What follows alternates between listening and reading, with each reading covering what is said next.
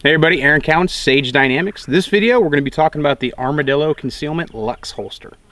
Holsters. If you know, I've done a video specifically on holster selection. If you watch that video, or you probably know from your own experience if you own more than one holster, and most people who've owned a handgun for more than 15 minutes do. Sometimes we think a holster is going to be the greatest thing ever, and it turns out not to be. Or sometimes it just wears out. We have to get a new one, and the one that we liked wasn't available anymore. And now, because Kydex is so prevalent, there's a lot of guys out there bending Kydex making holsters. And some of them know what they're doing, and some of them have no fucking idea. I see a lot of holsters come through classes. I know what works, I know what doesn't. Just based on the fact that I have a really, really large sample size, whereas your sample size may be limited to your personal experience and those people you know who also carry. So your circle's a little bit smaller, and numbers matter, and especially repetition matters. So even some of the more popular holsters I see come through classes don't work as well for every single body type. Popular holster these days is like the sidecar style from T-Rex Arms. It's a great holster for certain people. It's not a great holster for everybody, just based on body type. But that's the same goes with appendix carry, hip carry, however you're going to carry the gun. So getting into a holster, it's nice to know that there are multiple options available. And if you do, for whatever reason, use different firearms, or you're getting rid of one firearm and getting another one firearm, you usually have to replace your holsters because of that. Well, the Lux from Armordillo Concealment indexes to the light as opposed to the firearm. So it's not firearm specific, it's light specific. So they offer a model for the X300U, two different models, one for the A model, one for the B model, the one with the screw and one without the screw, and then for the TRL series of lights. That way, both popular categories are covered. As far as I'm concerned, those are the only two handgun lights that exist, because so far no one has produced a third challenger for the crown. So basically, I mean, just with any relatively sized firearm. Now, Armadillo on their website say it goes for Glocks and M&Ps, but just for example, here's the FNS9. Go ahead and close that up, and then there we go. You have positive retention on the light and active retention on the gun. Again, this test is kind of, I think it's stupid, because unless you're trying to see how well the gun is going to be retained outside of the holster while you're hanging upside down and being shook by a giant, that doesn't really show me anything. So people who do videos like that, I'm kind of like, okay, cool. The holster needs to be loose enough that you can get the gun out of it. And that's one thing about Kydex, is it provides passive retention at best, unless there's an active retention such as a thumb brake or something like that introduced into it. So for a holster like this, your added security is going to come from the tightness of the belt to the holster. So for example, go ahead and put that in the belt line right there. And now I have my active retention on the gun. Well, I should say passive retention on the gun, active retention on the holster with the belt, based on tension. The cool thing about it is, if I do happen to use different types of firearms, I know some people own more than one different variant, or maybe you've got a full-size or a full-size 17, or you've got a 19. Well, they're both going to work, as you guys have kind of already seen in the intro.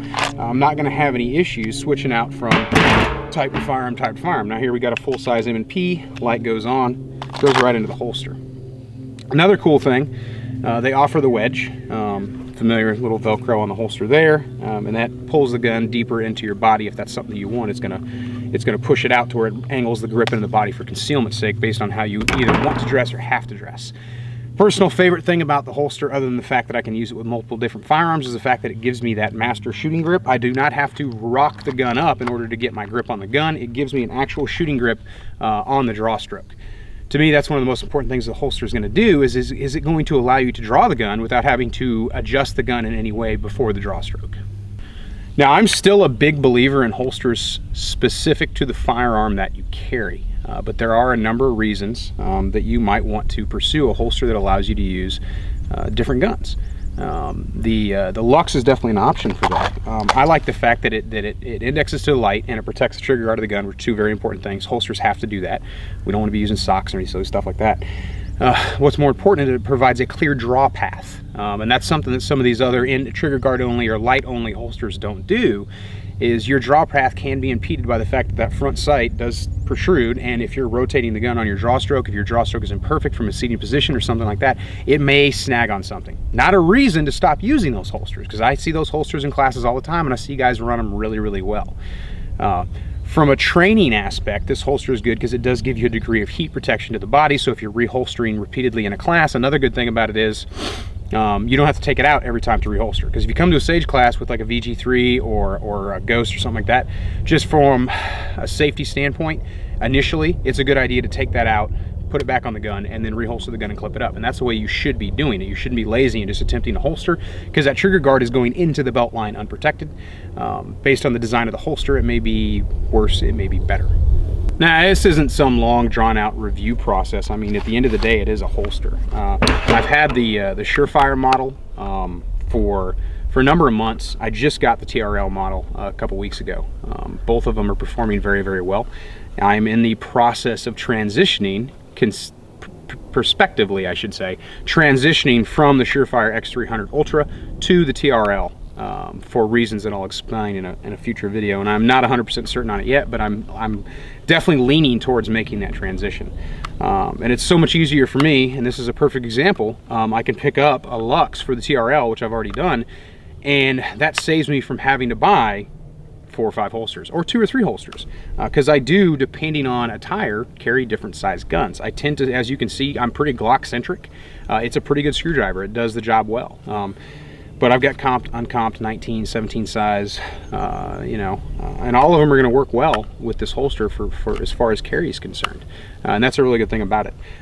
Cost is right there under $100. In fact, it's under $80. It's under $70, unless you factor in shipping.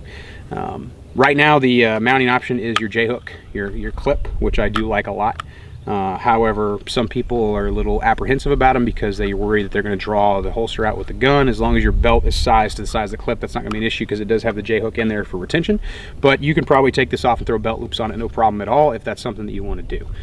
But that's about all I can say about the Armordillo Lux. If you're looking for a holster, especially one that indexes to the light but gives you a clear draw path and a sight protection channel, or whatever you want to call it, I highly, highly recommend this holster. It is a really awesome holster.